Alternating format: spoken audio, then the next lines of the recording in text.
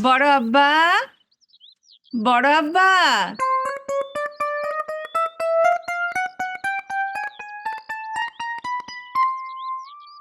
ছোট আব্বা, ও ছোট আব্বা। শাশুড়ির বিয়ে আমার শাশুড়ির বিয়ে, এবার হবে আমার শাশুড়ির বিয়ে।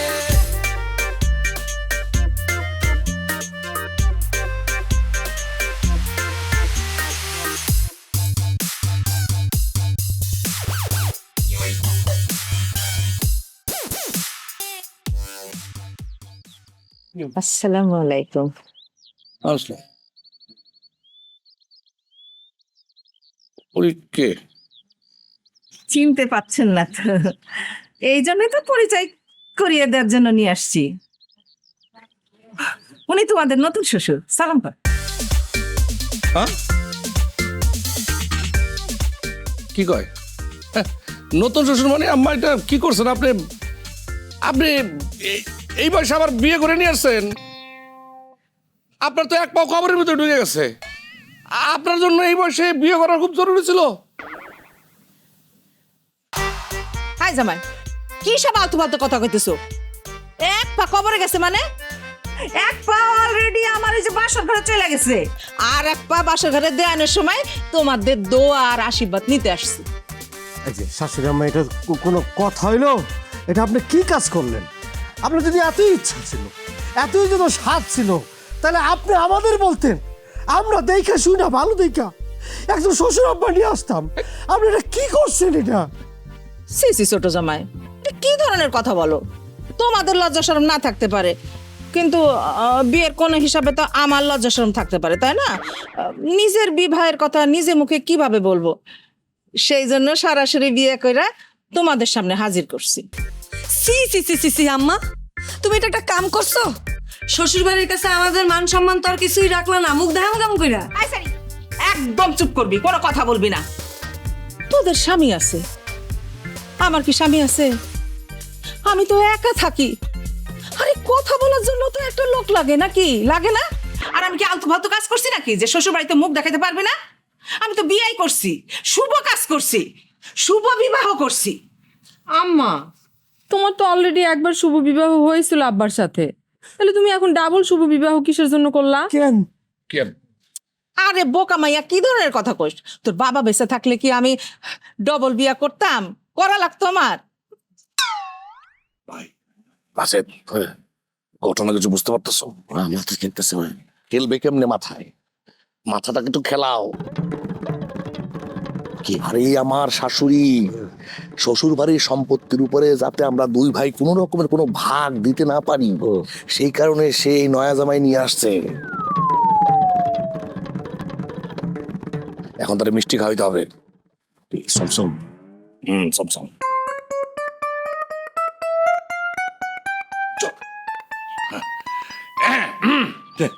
তো শ্বশুর আব্বা, আপনার নাম কি?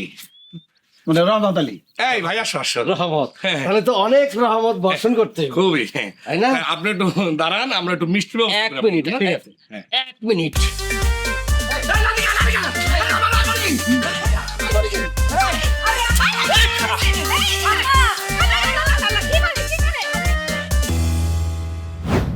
না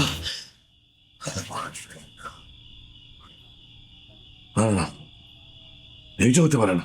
শাশুড়ি আম্মা কিছুতে বিয়ে করতে পারে না, আমি বিশ্বাস করি না। কিসে? হ্যাঁ, কিসে? আমি একটা স্বপ্ন দেখলাম। কি স্বপ্ন দেখছো তুমি? হ্যাঁ, আরে কি হয়েছে? কি হয়েছে? আমি তো স্বপ্ন দেখলাম তোমার আম্মা, মানে আমার শাশুড়ি আম্মা বিবাহ বন্ধনে আবদ্ধ হয়েছে, বিবাহ করছে। এইসব ফালতু কথা সারাদিন ধইরা ভাবো বইলেই তো এরকম ফালতু স্বপ্ন দেও। আম্মার যথেষ্ট বয়স হয়েছে, এই বয়সে আম্মা বিয়া করবো কি লেগা? এইসব ফালতু কথা তুমি মুখেও আনবা না বলে দিলাম। সত্যি যদি আমার শাশুড়ি এরকম বিয়ে শাদী করে ফেলায়, তাহলে আমার কি হইব? সব সহায় সম্পত্তি সব তো হাতছাড়া হয়ে যাবে। শুধু শুধু ঘুমটা নষ্ট করছো। যাও ঘুমাও। আমার কাঁচা ঘুমটা ভাঙ্গা দিল, শুয়ে পড়ো। তোমার কাঁচা ঘুম কি হবে সেটা তোমার চিন্তা। কিন্তু আমার সবটা যদি সত্যি সত্যি পাইকা যায় তাহলে তো অবস্থা খারাপ হয়ে যাবে।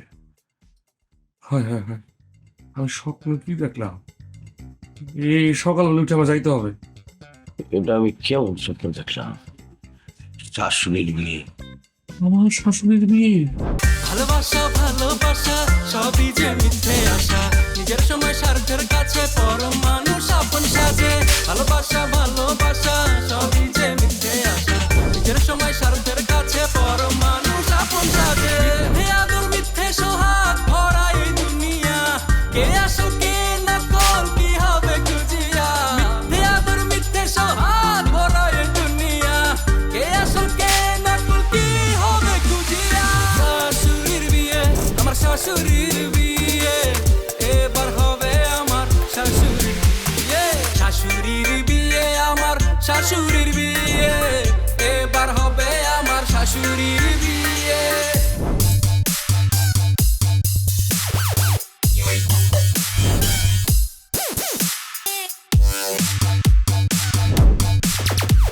আর শ্বশুর বাড়ি মধুর হাড়ি এই কথা সবাই জানি, মাজিদ মজিদ তাই ভেবে মধুর হাড়ি শুধু খোঁজে। মধুর হাড়ি খুব বাজে, শাশুড়িকে খোঁজাখুঁজি। অভিনয়ের ভাইজান মাছের দাম কত?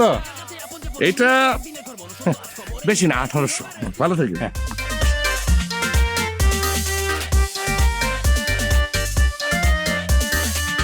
ভাই মাছের দাম কত?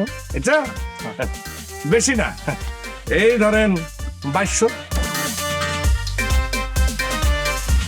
দেখছো? ভাই মাছের দাম কত? 2600। দেখছো? বিশ্বাস করছে আপনি?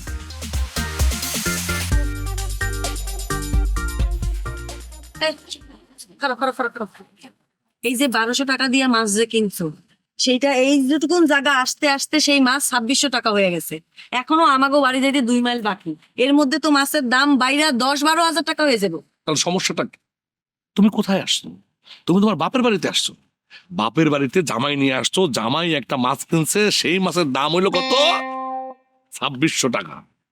এইটা যখন অত্র এলাকায় ছড়াইয়া যাবে, মর্জিনার জামাই 2600 টাকা দামের মাছ নিয়ে তার বাপের বাড়িতে আসছে, তখন তোমার কদর কত বাড়বে, তুমি কত হিট হবা। তোমার একটা মনে করো একটা অন্যরকম একটা খেলা হবে, সবাই বলবে যেমন জামাই তেমন বউ।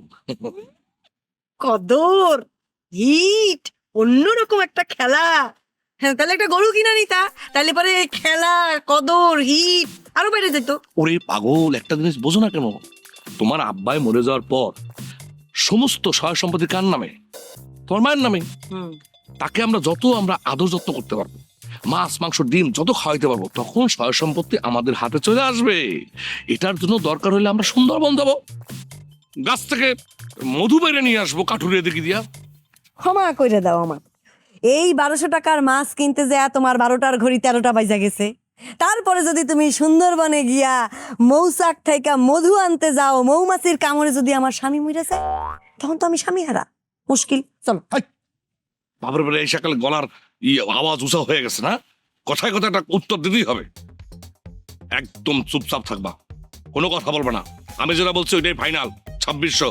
তুমি চুপ করে থাকো, আর কোনো কথা বলবা না। এখন সামনে যদি কেউ হাতের দাম জিজ্ঞেস করে, কোনো কথা বলবা না, চুপ, একদম মুখ চুপ। চলো। কাম।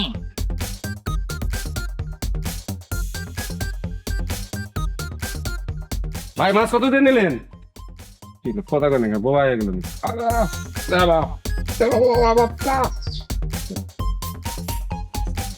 দেখছো, এখন তো মনে করবো তোমার দামে বোমা।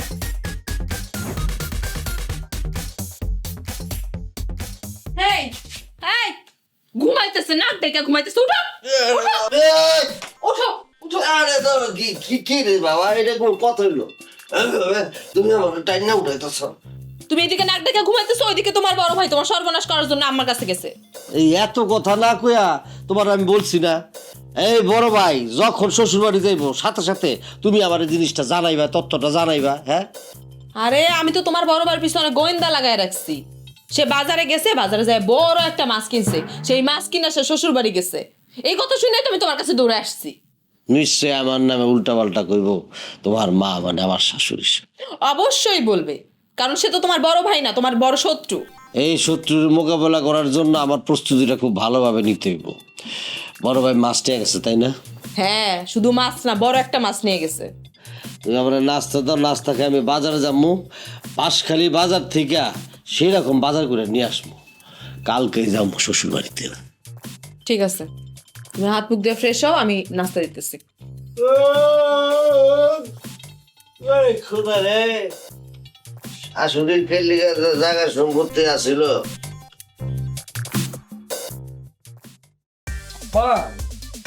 আম্মা আম্মা আম্মা আম্মা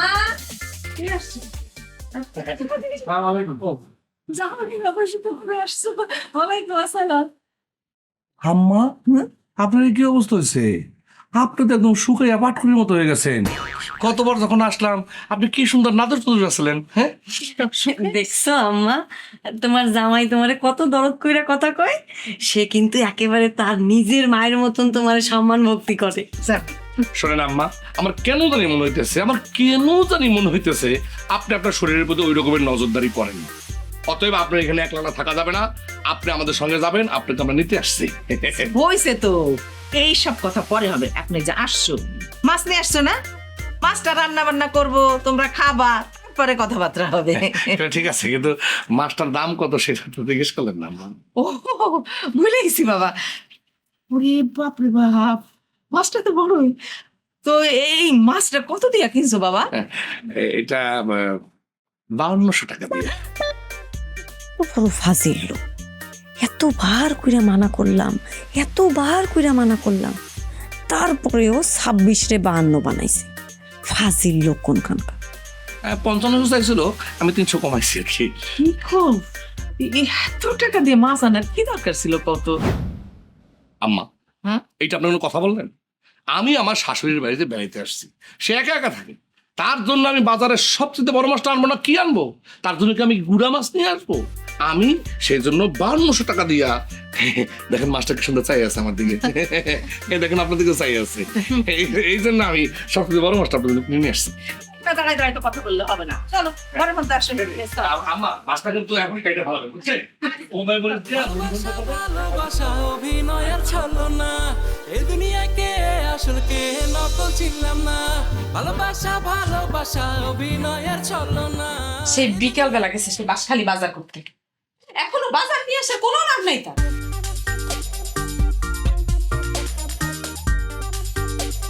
এই যে দেখো, কচু নিয়ে আসছি। কালকে কচু নিয়া তোমাকে বাড়ির যাবো, তোমার মার সামনে। কি নিয়ে আসছো তুমি এটা? দেখছো কচুটা? একদম সারা বাজার ঘুরাই কচুটা নিয়ে আসছি। আগামীকাল এই কচু নিয়া তোমাদের বাড়ি শ্বশুর বাড়িতে যাবো। তোমার না আসলে কোনো কমন সেন্সই নাই। তোমার বড় ভাই মজিদ বাজারের সবচাইতে বড় মাছটা নিয়ে গেছে শ্বশুর বাড়ি, আর তুমি বাজারের সবচাইতে বড় কচুটা নিয়ে যাবা শ্বশুর বাড়ি। মান সম্মান থাকবে এতে? তোমার মাথায় আসলে কোনো ঘিলুই নাই। ধুর, তুমি কিচ্ছুই বোঝো না। তুমি এই কচু নিয়ে যদি আমাদের বাড়িতে যাও, আমার আম্মা তোমার যে 2 বিঘা জমি বেশি দিত তাও দিবে না। শোনো, কথা না বুঝা প্রশ্ন করবে না, বুঝছো? কি বুঝি না, আমার একটু বোঝাও তো ভালো করে। শ্বশুর বাড়িতে কচু নিয়ে গেলে তো আমার মান সম্মান থাকবো না, আমার মান সম্মান চলে যাবে, এটা তো জানি আমি। তারপরে নিয়ে যেতেছি কেন? কারণ তোমার মা কচু খুব পছন্দ করে, বুঝছো? তাইলে তো আমার আম্মা তোমার উপর অনেক খুশি হবে।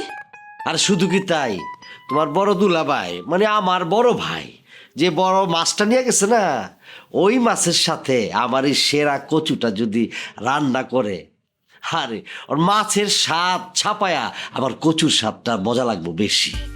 তখন ওই বড় মাছের চেয়ে আমার কচুটাই হাইলাইটেড হইব, প্রশংসা করবো আমায় বেশি, বোঝো না? তাহলে তো আমি উপরে থাকলাম, বুঝছো? বাবা, তোমার মাথায় তো দেখতেছো অনেক বুদ্ধি। এই সব চিন্তা করে তো বাজারের সেরা কচুটা আমি নিয়ে আসছি শ্বশুর বাড়িতে নেওয়ার জন্য। আচ্ছা, এখন তুমি বাজার টাজার রেখে যাও, ফ্রেশ হয়ে আসো, খাবার দিই তোমারে। আচ্ছা ঠিক আছে, কচুটা না হওয়া ঠিকভাবে, এটা শ্বশুর বাড়িতে নিয়ে মনে হতো না।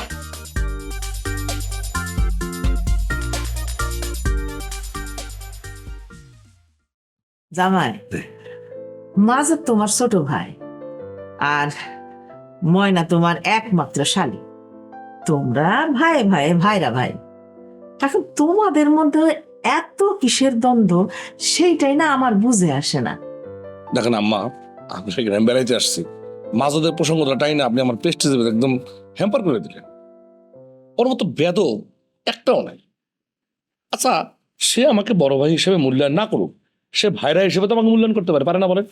আম্মা শোনো, দেখো মাজেদ আর ময়না আমাদের সাথে যে পরিমাণ বেয়াদবি করে আর খারাপ কথা কয়, এটা এখন মুখে আনলে আমি সম্মানানি হয়ে যাবো, আমি করতে পারবো না, হইতেও পারবো না।